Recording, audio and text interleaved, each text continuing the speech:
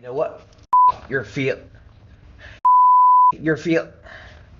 Who the is believing me? I don't know the your feelings.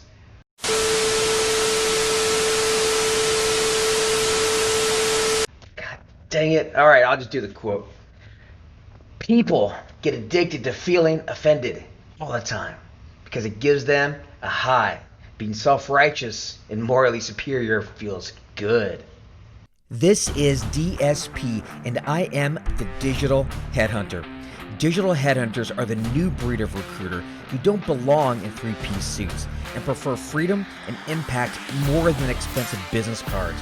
We're the misfits who play chess in corporate America, and yes, HR is a four-letter word. We're here to wage guerrilla war against the big-name brands and win. So watch as I scale up my practice, and along the way, I share all my digital marketing strategies, real-life sales techniques, recruitment hacks, and big biller interviews. Welcome to the Digital Headhunter.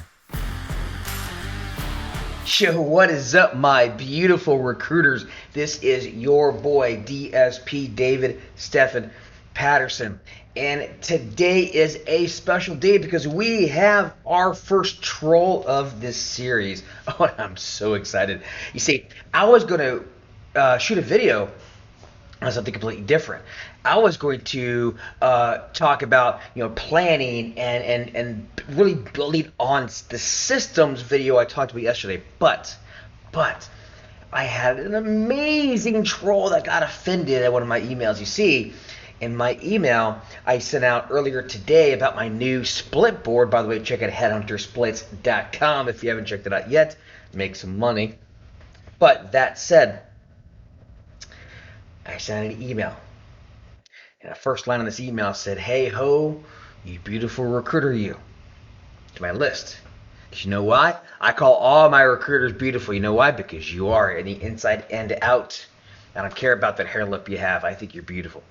Anyway, I get this professionally offended type that responds back, says she's not even a recruiter. Then I don't know why she's on my list for anyway. Says she's not a recruiter. I looked her up on LinkedIn. Turns out she's a career coach.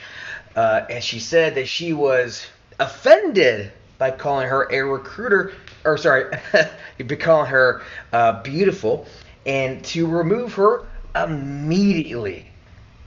So I responded immediately, and I won't tell you what I said, but I did remove her forthwith. And check out that email. Here it is.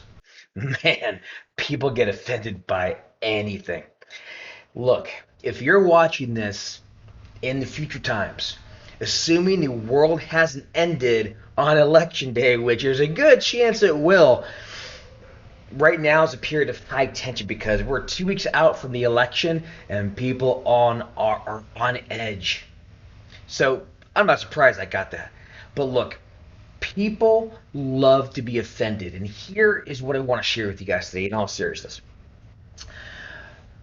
I have seen recruiters, people, whatever, as they're trying to build a brand for themselves, as they're trying to make themselves known, and they're afraid of putting themselves out there because they're afraid people might get offended.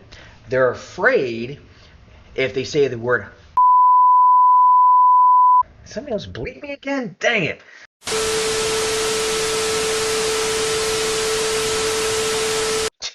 Man, I keep getting bleeped here.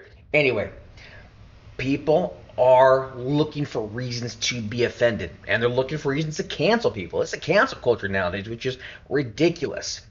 Actually, somebody tried to cancel me last year, but I am uncancelable. I do not bend the knee, sir. Anyway, here's the problem, though, right?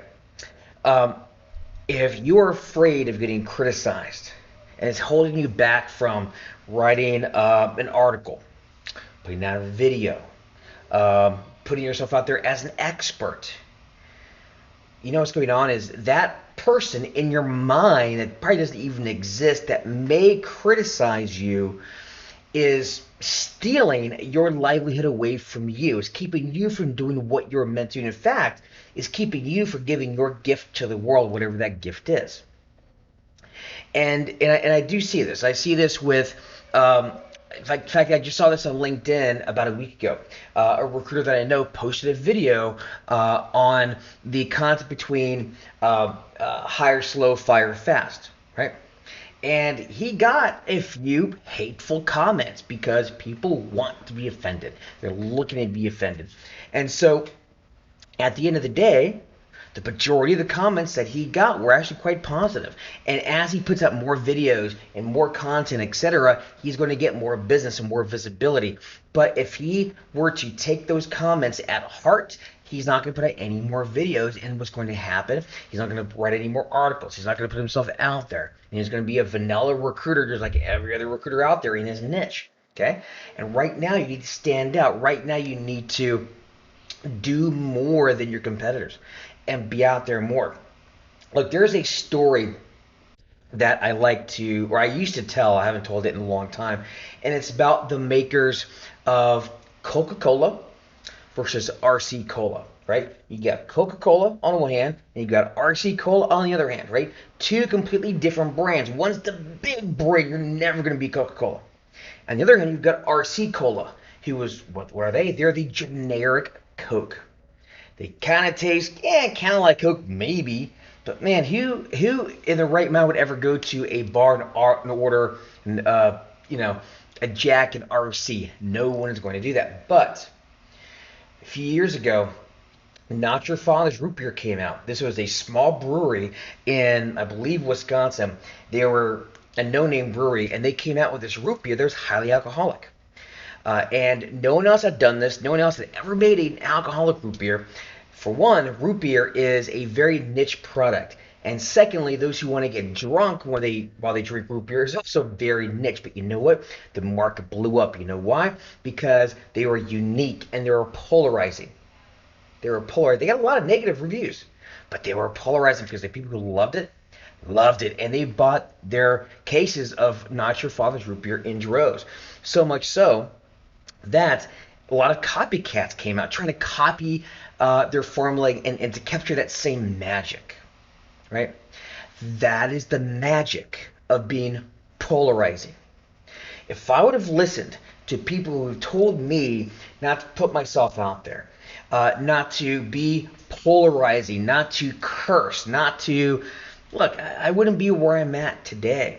In fact, I've had people tell me before, because in the world that I work in the SAP space, so look, big corporations are not going to want to work with you. And I say, fantastic, because they're going to make fantastic sources of high quality candidates that I can then send to the good companies that don't care about all that PC nonsense. So I'm trying to tell you. So here is your task for today, your action item. I want you to, and this is to piggyback off that video I did a couple days ago about working outside of your comfort zone. I want you to go out there at some point this week and put out a video or write an article or do something to put yourself out there. In fact, I would actually personally rather you go do like a Facebook Live or put out a video on LinkedIn or something like that. Put out a controversial opinion. I want you to look for trolls. I want you to look for controversy. I want you to be polarizing. Don't do anything crazy. It doesn't take much to get people offended nowadays. There are those who are professionally offended. But I want you to go out there, make some waves. And then what you're going to realize is you didn't die. You're fine. And you know what? You probably got noticed a little bit more. Right? Do it again. Again, be responsible with it, but do not let those who are professionally offended dictate what you do with your life and your opinions and how you want to express yourself to the world. The world needs your gift. Do not let those insignificant trolls get in the way of you giving your gift to the world.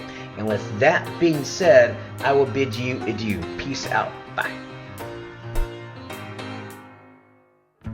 Hey, thank you for watching the Thrive Daily video series for recruiters and how to pivot your business so you can survive and thrive during this recession. Make sure you subscribe, sign up at thrivedaily.io, and as always, recruiters, happy hunting. got no